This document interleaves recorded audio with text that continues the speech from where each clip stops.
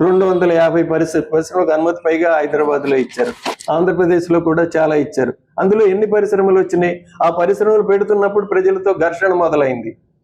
ప్రజలను దూరం చేసి అభివృద్ధికి మీరు వాళ్ళ నెత్తి మీద ఈ పరిశ్రమలు రుద్దాలంటే దానికి వచ్చే పర్యవసానాలను కూడా ఆలోచించకుండా ఏకపక్షంగా కేవలం పెట్టుబడే పరమార్థం అన్నట్టుగా ప్రజలది ఏమైపోయినా పర్వాలేదు అనేటువంటి ఈ ధోరణి మారినంత వరకు ప్రజలకి కష్టాలు ఇలాగే ఉంటాయి.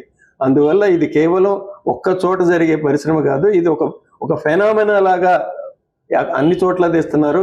ఇక రానున్న రోజుల్లో ఇలాంటివి ఇంకెన్ని జరగబోతున్నాయో ప్రజలను వాళ్ళు తప్ప కాపాడాలి తప్ప ప్రభుత్వం కానీ ఈ సంస్థలు కానీ ప్రజలను కాపాడటానికి ఎలాంటి చర్యలు తీసుకోవట్లేదు. ఈ రోజు పెట్టుబడి గురించే చూస్తున్నారు కానీ దాని జరిగే నష్టం చూడట్లేదు. మీకు దీనికోసం ఒక ఉదాహరణ చెప్పి ముగిస్తాను నేను.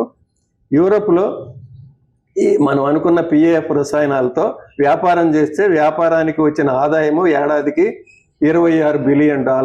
బిలియన్ అంటే 100 కోట్లు, అంటే 2600 కోట్లు యూరోలు, డాలర్లు కాదు యూరోలు. దానివల్ల ప్రజలపైన పడ్డ భారం ఆరోగ్యపరంగా ఇతర వచ్చిన ఎంతంటే 16 లక్షల కోట్ల యూరోలు. అది అధికారికంగా చేసిన అధ్యయనాలే, యూరోప్లో జరిగిన అధ్యయనాలే.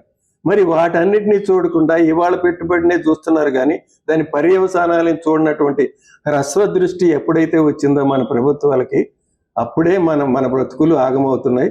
అందువల్ల మనందరం ఆలోచించాల్సిన అవసరం ఉంది. ప్రజలు